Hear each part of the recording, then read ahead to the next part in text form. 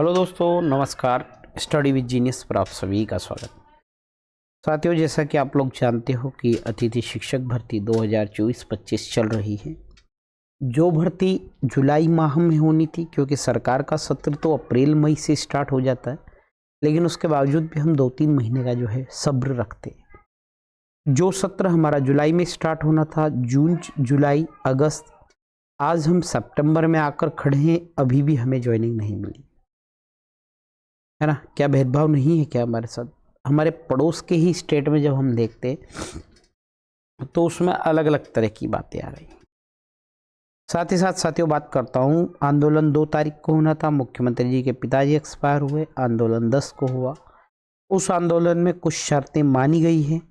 एक भाई मुझे कमेंट करके कह रहा था कि ऐसा नहीं है, जबकि ऐसा ही है साथियों।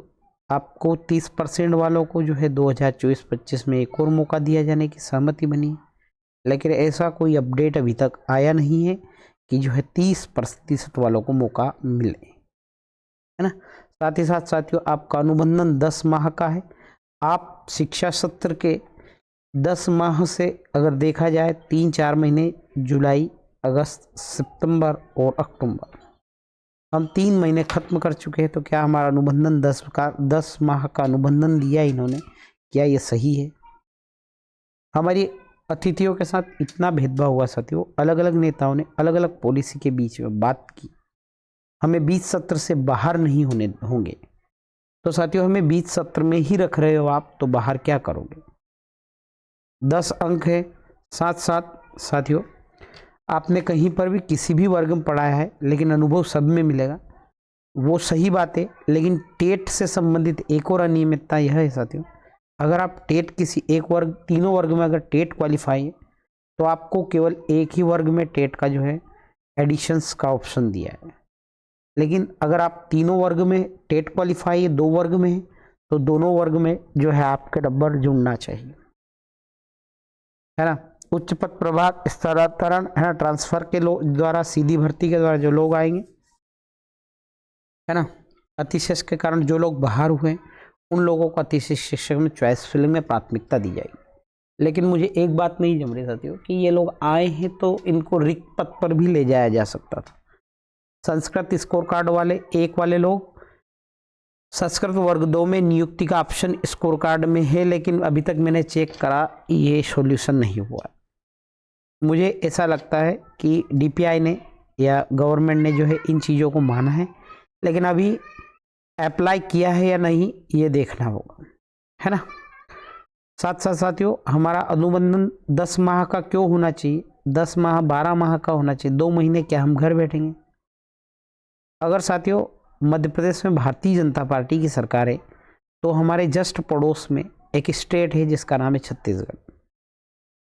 भारत मध्य प्रदेश से ही अलग होकर एक स्टेट बना है जिसका नाम छत्तीसगढ़ है। और उस छत्तीसगढ़ में अगर हम बात की जाए तो कुछ अलग नियम है। भारतीय जनता पार्टी समर्थित सरकार मध्य प्रदेश में, भारतीय जनता पार्टी समर्थित सरकार छत्तीसगढ़ में, लेकिन दोनों के तौर तरीके, काम करने के तरीके अलग अलग। ये साथियों, ये आदेश जो पढ़ रहा हूं मैं आप लोगों के बीच में, हम बात कर रहे हैं जिस आदेश की, 31/7/2023 को आया था।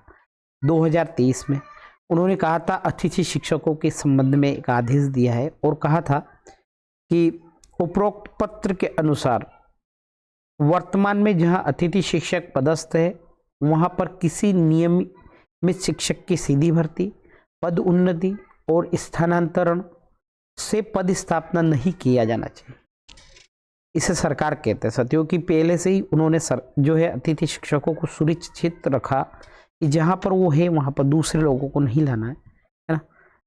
ठीक है, तो इस तरह का नियम भी जो है मध्य प्रदेश सरकार लेकर आ सकती थी।